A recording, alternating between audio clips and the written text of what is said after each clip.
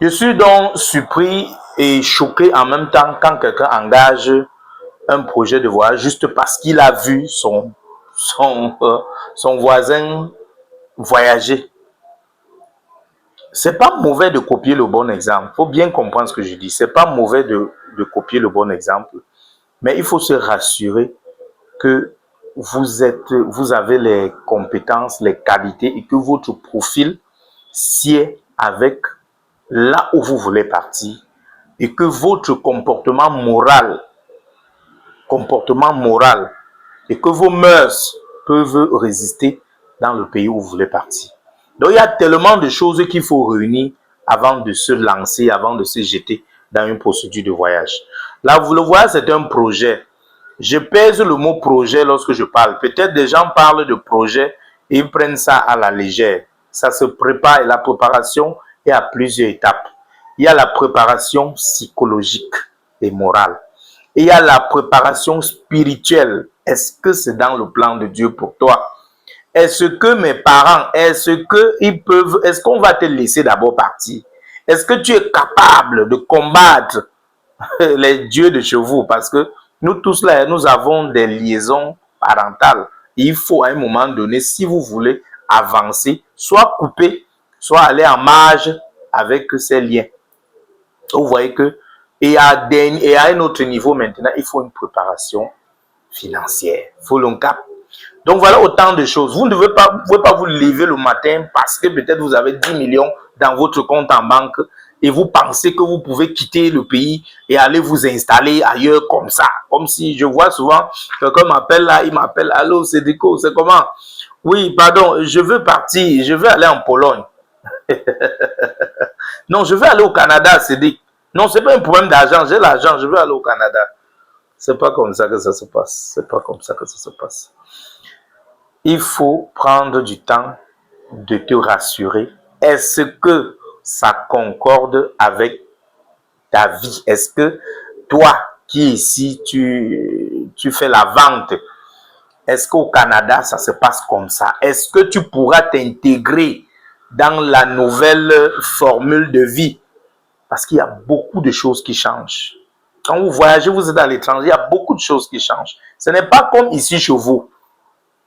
Donc, je viens ce matin donc renforcer le mot patience dans le cœur, dans la tête de quelqu'un qui se précipite, de prendre du temps. Quelle qu'en soit la lenteur à laquelle tu es en train d'avancer, rassure-toi, cette lenteur, c'est pour te mettre à la place qu'il te faut.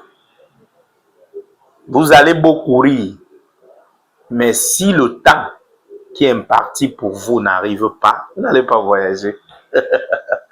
J'ai reçu un de mes clients l'autre jour qui me disait encore, Cédric, et si je savais que c'est ce que Dieu préparait pour moi, non, je ne devais pas me précipiter. Tu vas faire ici, ça va échouer parce que Dieu t'aime. Tu vas faire ici, ça va échouer parce que Dieu t'aime. Tu vas faire ici, ça va échouer parce que Dieu t'aime. Tu vas appeler les gens arnaqueurs, bandits, fausseurs. Mais la quatrième fois, quand tu vas essayer pour une destination qui est prévue pour toi, ça va aboutir. Et quand ça va aboutir, tous les 4 balles, les 4-5 balles que tu as eues dans le passé, tu vas plus ressentir cette douleur. Et si tu étais patient et que tu voulais voir la volonté et le plan de Dieu dans ta vie, tu ne devais pas te précipiter. Tu devais prier et patienter. Donc, je viens exhorter mes frères à rester patients. C'est vrai, ça c'est aussi la vérité. Quand on a déboursé de l'argent vers une procédure de voyage, on met tout en œuvre pour qu'elle aboutisse à tout prix. Ça c'est le mot, elle aboutisse à tout prix. Et de la manière avec laquelle vous pensez, ce n'est pas comme ça. Entre l'Afrique et le Canada, si vous voulez regarder un peu, entre l'Afrique qui est loin ici et le Canada, vous verrez qu'il y a un fossé. Afrique, Amérique, vous voyez qu'on traverse l'eau, l'océan Atlantique, avant d'y arriver. Donc, on coupe les ponts avec beaucoup de culture, avec beaucoup de modes de vie, avec beaucoup... Donc, on laisse tout pour aller redémarrer ailleurs. Celui-là qui veut aller en Australie, peut-être vous ne savez pas où est l'Australie. Voilà l'Afrique ici, pour les Africains. Voilà l'Afrique. Pour nous les Africains, quand je parle des Africains, c'est comme si je ne suis pas là. Pour nous les Africains, nous sommes quelque part ici. Moi qui suis au Cameroun, je suis quelque part ici. Quand je dis que je pars en Australie, voilà là où je pars. Je traverse ça, je traverse ça, je traverse ça, je traverse ça, je descends comme ça et je suis ici. Voilà l'Australie. L'Australie a une distance de 2 fois plus longue s'il faut aller directement. C'est comme quittant ici le Canada 2 fois pour arriver en Australie. Voilà pourquoi il n'y a pas de vol direct pour l'Australie. C'est même impossible.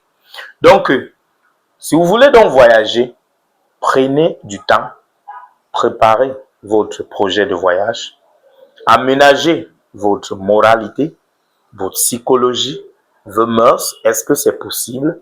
Et ensuite, questionnez Dieu par rapport à ce plan pour vous. Dieu nous parle tous les jours, mais on ne veut pas écouter. On s'entête et on veut faire à notre manière. Après, on se plaint. Il nous dit, mon fils, voilà ce qui est bien pour toi. Mais tu dis non, papa. Si tel est parti, s'en sort, moi aussi peux m'en sortir. C'est souvent vrai pour certains. Souvent, par hasard, c'est pas par hasard. Par coïncidence, ça peut être même là où tu devais te retrouver. Et quand la personne se retrouve là-bas, il est bien, toi, tu penses que ça sera le même. Si ça marche pour 4, pour 6 ou 7, ça ne marche pas. Il faut qu'ils vous le disent. 200 personnes sont bloquées là-bas au Niger parce qu'ils ont cru qu'ils pouvaient aussi Boza. Ils sont calés là-bas depuis des mois. Ils ne mangent pas. Parce qu'on les a dit qu'on prenait la route. On faisait le Boza et on arrivait. Jusqu'à aujourd'hui, ils sont calés en route. Donc, à toi qui m'écoutes, à toi qui suis mes vidéos, je t'exhorte à prendre du temps, à te renseigner même 5 fois.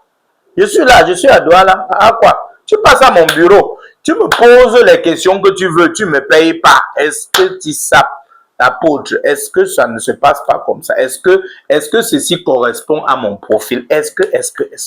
On va même prendre un temps de prière et de jeûne pour toi. Je vais même prendre un temps de prière et de jeûne pour toi. Je vais me concentrer spécialement sur ton sujet. Et si tu n'as pas de succès, peut-être sur une procédure, sur une autre, ce n'est pas la fin du monde. Ce n'est pas la fin du monde. Ce n'était pas prévu pour toi. Je le dis encore, même de tous les agences qu'on dit qui sont les malhonnêtes, là, pour ceux qui sont crédibles, pour ceux qui ont la moralité, pour ceux qui craignent Dieu et qui savent qu'ils ont une famille et qui peuvent rester comme ça, et que tout ce qu'ils font, la famille là va écoper, qu'ils se soucient de cette famille. Quand vous partez vers quelqu'un, il a un seul souci, c'est de vous accompagner à obtenir le visa. Même s'il vous prend 20 000, 30 000, 50 000, 100 000 francs, c'est parce qu'il vous accompagne. Il a un souci, c'est que vous obtenez le visa. Maintenant, s'il met tout en œuvre et que vous n'obtenez pas le visa, soit sa méthode n'est pas bonne, soit ce n'est pas dans le plan de Dieu pour vous. Il n'y a pas autre chose. Quand quelqu'un est en train de monter votre dossier, mettez-vous en prière. On ne fait pas la sorcellerie pour vous donner le visa. Mettez-vous en prière, priez. Demandez à Dieu, est-ce que c'est le plan de Dieu pour... Beaucoup ont eu les visas là, et généralement même ceux qui ont les visas, chez moi ici, ce que j'ai constaté, sur les 80% des personnes qui ont les visas chez moi, ce sont des personnes qui viennent d'entrée de jeu, ils veulent voyager, ils se sont préparés spirituellement depuis longtemps, ils n'ont pas beaucoup d'argent, et lorsque j'introduis leur dossier, je n'aménage même pas beaucoup d'efforts, ça aboutit. Maintenant, pour celui-là qui s'est concentré au volet finance, qui ne s'est pas préparé, ni spirituellement, ni moralement, lorsqu'il vient devant moi, il a une seule chose, c'est soit il veut le frapper, soit il veut plutôt tester pour vous. Donc, il vient plutôt pour me tester. Il ne vient pas parce qu'il veut vraiment voyager. Venez vers une agence, comme je ne suis pas en train de parler des autres agences. Venez vers moi quand vous avez vraiment envie de voyager. Ne venez pas vers moi pour tâter, pour voir si... Je ne suis pas là pour faire une publicité. Je suis là pour vous éclairer. Je suis là pour vous éclairer. Je me suis donné une mission, celle de vous éclairer, celle de vous accompagner. Le voyage, on a beaucoup à tromper des gens. Il est important aujourd'hui que des personnes voyagent sans dépenser. Que des personnes voyagent selon la volonté de Dieu pour eux. Que des personnes voyagent pour découvrir et prendre des ressources, du potentiel ailleurs, pour venir bâtir notre Afrique. Voilà ma mission. Ma mission, c'est de vous accompagner, c'est de vous guider parce que je me forme suffisamment dans ce domaine. Et l'objectif est qu'à la fin, que nous puissions obtenir le voyage de rêve pour beaucoup. Je suis heureux parce que beaucoup ont voyagé par mes services. Ils ne souffrent pas. Ils se réjouissent parce qu'ils ont eu le meilleur accompagnement. Beaucoup sont encore dans des procédures avec moi. Je travaille avec eux. S'ils n'ont pas encore obtenu le résultat, ils vont obtenir le résultat selon la volonté de Dieu. On ne force pas. On ne force pas. Et en cas de pépin, venez, on s'assoit, on discute. On discute, on va s'entendre, on va s'accorder. Donc, je suis l'apôtre Tissap. Je suis là parce que vous êtes là. Et tant que vous serez là-bas, je serai ici. Ciao, ciao.